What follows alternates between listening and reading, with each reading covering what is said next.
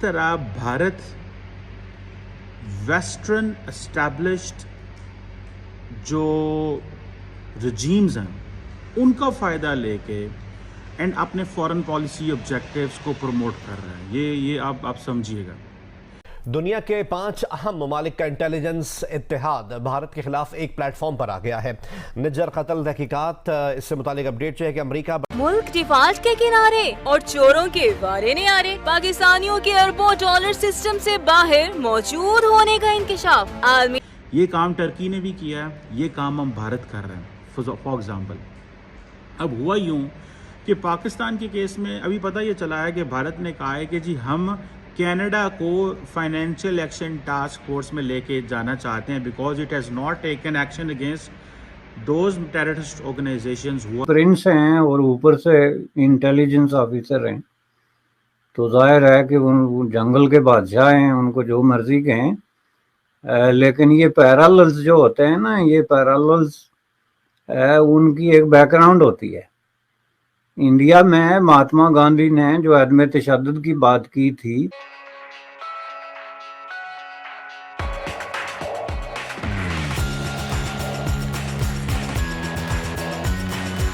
Operating in Canada they are banned in India. ٹھیک ہے جناب. اب یہ ہے وہ ساری کی ساری سٹوری. امریکہ نے تو فائنینشیل ایکشن ٹاسک فورس اور اس کے اتحادیوں نے تو بنایا کہ ہاں جی ہم تو پکڑیں گے ان دہشت گرد جماعتوں کو, القاعدہ ہو, داعش ہو, کوئی جیسے پاکستان میں ملیٹنٹ آرگنائزیشنز تھیں, Lashkar Taiba, so and so. اب یہ تھی. اب یہ جو so that was a religious connotation تھی ان دہشت گرد جماعتوں کی. یہ جو کانوٹیشن ہے یہ ریلیجس نہیں ہے, یہ پولیٹیکل کانوٹیشن ہے. ٹھیک ہے. تو میں جب اس چیز کو سارا اسٹڈی کر رہا تھا تو واٹ آئی ریئلائزڈ از کہ India financial action task force کا استعمال کرے گا اگینسٹ کینیڈا کہ جناب وہ ہمارا تو آپ کے ساتھ بڑا مسئلہ بنا ہوا ہے. اور میں اس چیز پہ بار بار کہہ چکا ہوں, the West in fact has abandoned Canada. West نے کینیڈا کو ابینڈن کر دیا against India. So it basically tells کہ ویسٹ کی اتنی زیادہ انویسٹمنٹ ہے انڈیا کے اوپر کہ وہ for the sake of one political objective of Justin Trudeau maybe, or for the sake of one national security goal of Justin Trudeau, they don't want to spoil their own political capital or the diplomatic and financial capital which they have invested on Prime Minister Modi and India. So اس چیز کو آپ دیکھیں یہ کتنی important چیز ہے. کل میں دیکھ رہا تھا سیکیورٹی کونسل میں جو امریکی سیکرٹری آف اسٹیٹ اینڈ جو کیا نام ہے ان کا, جو میں شاہ نام کے اسکپ کیا جاتا ہے, امریکی سیکرٹری آف اسٹیٹ جو ہیں اینٹنی بلنکن جو ہیں, انہوں نے کہا کہ ہم تمام دہشت گرد جماعتوں کے خلاف ہیں, بھلے القاعدہ ہو, داعش ہو, لشکر طیبہ کا نام انہوں نے پاکستان کے حوالے سے لیا. ٹھیک ہے. لیکن انہوں نے اب یہ ایک چیز موجود ہے. ٹھیک ہے. وہ آرگنائزیشنز جو انڈیا نے کہا کہ یہ آپریٹ کر رہی ہیں اگینسٹ انڈیا, ان کو دنیا نے سیکیورٹی کونسل کے ذریعے ان کے اوپر سینکشنز لگا دی اور پاکستان کو ایف اے ٹی ایف میں اچھا بڑا رگیدا. سو انڈیا نے پاکستان کو ایف اے ٹی ایف میں کسی حد تک ٹیکنیکلی ناک آؤٹ کیا, لیکن ساتھ وہ ساری بات اپنے پولیٹیکل آبجیکٹیوز بھی اچیو کرتا رہا. ٹیکنیکلی وہ بات ٹھیک تھی انڈیا کی کہ بھائی ہم جو دہشت گرد جماعتیں جن کو دنیا نے قرار دے دیا وہ سم ہاؤ ان کے لوگ پاکستان میں موجود تھے. سو انڈیا ٹوک این ایڈوانٹیج آف دیٹ, اور انہوں نے پھر ساتھ ساتھ اس میں پالیٹکس بھی چلا دی. تو یہ چلتا ہے. یہ دس از ناٹ سم تھنگ جیسے آپ کہہ سکتے ہیں کہ ابھی میں یو این میں بھی دیکھ رہا تھا کہ وہاں پہ بھی دے آر جیبنگ ایچ ادر, جو ہمارے لوگ ہیں ڈپلومیٹس پاکستانی اینڈ انڈینس, مطلب دیٹ گوز, یہ کوئی بہت بڑی بات نہیں ہے. اب کوشچن یہ ہے کہ ٹھیک ہے اب یہ نیا ایک ٹرن ہے کہ جی انڈیا جو ہے وہ کینیڈا کو, اب how the western world will respond to the Canadian or to the Indian perspective that okay اچھا یہ بھی ہے, یہ کیسے ہے بھائی, یہ کیسے ہو سکتا ہے. اچھا مزے کی بات یہ ہے دی Americans I think asked India کہ آپ کینیڈا کو پریشرائز نہ کریں. انڈیا didn't listen, انڈیا نے نہیں سنی بات ان کی. ٹھیک ہے.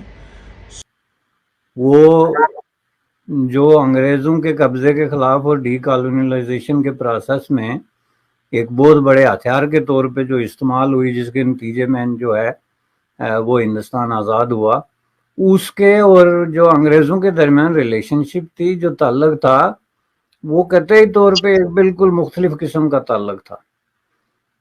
اس میں جو ہے وہ انگریز جو ہیں وہ ہر موقع پہ ہر طریقے سے جو ہے وہ ہندوستان کے ساتھ بیٹھنے اور بات کرنے کے لیے تیار رہتے تھے۔ کبھی کسی نے یہ نہیں کہا کہ ہم یہ بات کر ہی نہیں سکتے، یا ہندوستان کو آزادی کا حق ہی کوئی حاصل نہیں ہے، یا ہندوستان کی آزادی ہماری موت ہے، یا ہماری موت ہندوستان کا وہ ہے۔ اس طرح کا کوئی پیراللز جو ہیں وہ نہیں تھے۔ وہ ایک کالونیلزم کا ایک زمانہ جس میں کہ برطانیہ کی ظاہر آدھی دنیا میں حکومت تھی، اور ایک پروسیس میں اس نے اس کو وائنڈ اپ کیا۔ یہ جو کانفلکٹ ہے یہ ہے ہی ایک بہت وائلنٹ قسم کا کانفلکٹ ہے، جس میں بنیادی طور پہ ایک طرف سے ملیٹنسی اور دوسری طرف سے ملٹری انوالو ہے، اور دونوں طرف سے طاقت کا استعمال، خون خرابہ اور تشدد جو ہے وہ سب سے بڑے ہتھیار کے طور پہ استعمال ہو رہا ہے۔ تو اس کو اگر آپ آئیڈیالوجیکلی دیکھیں تو یہ بات صحیح ہے کہ عدم تشدد، جس کو آپ کہتے ہیں نان وائلنس، وہ ایک بہت بڑا ہتھیار ہے اور اس کو استعمال کیا جا سکتا ہے، لیکن اس کو ایک پراپر کنٹیکسٹ میں دیکھنا جو ہے وہ بڑا ضروری ہوتا ہے۔ اس صورت میں سمجھتا ہوں کہ یہ اگر سعودی پرنس نہ بھی کہتے تو فلسطینیوں کا اپنا جو تجربہ ہے گزشتہ جو ہے 75 سال کا اور اس سے بھی زیادہ ہے، جس میں وہ ایک آگ اور خون کے ایک طوفان سے گزرے ہیں، لاکھوں لوگ جو ہے وہ مارے گئے ہیں دونوں طرف سے، فلسطین کی طرف سے بھی اور اسرائیل کی طرف سے بھی، اور جو کچھ ہمارے سامنے نتیجہ آج بھی اس سارے قتل و غارت گری کے بعد ہے وہ یہ ہے کہ صفر ہے، یعنی اس کا کوئی نتیجہ نہیں نکل سکا، اور وائلنس کا یہ سائیکل جو ہے یہ جاری ہے۔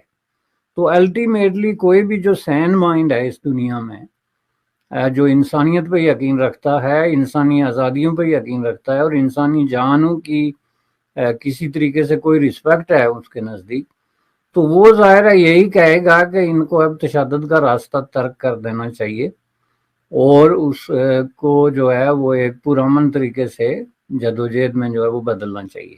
ایک تو یہ، دوسرا اس میں نئی بات اس لیے نہیں ہے کہ یہ 1990 میں جو فلسطین کی تاریخ کا سب سے بڑا لیڈر تھے اس وقت تک بھی، جو سب سے اس کے بعد بھی اور پہلے بھی، یاسر عرفات، اس نے کیا پیغام دیا تھا 1990 میں؟ یاسر عرفات نے جب یو ٹرن لیا تھا اپنی جدوجہد کے حوالے سے، تو اس کا میسج بالکل یہی تھا کہ اب دنیا کی جو نئی شکل بنی ہے، جو نئی صف بندیاں ہو رہی ہیں، اس میں کسی بھی طریقے سے وائلنس جو ہے وہ بطور ہتھیار اب استعمال نہیں ہو سکتا، اب ہمیں پرامن جدوجہد کی طرف بڑھنا پڑے گا۔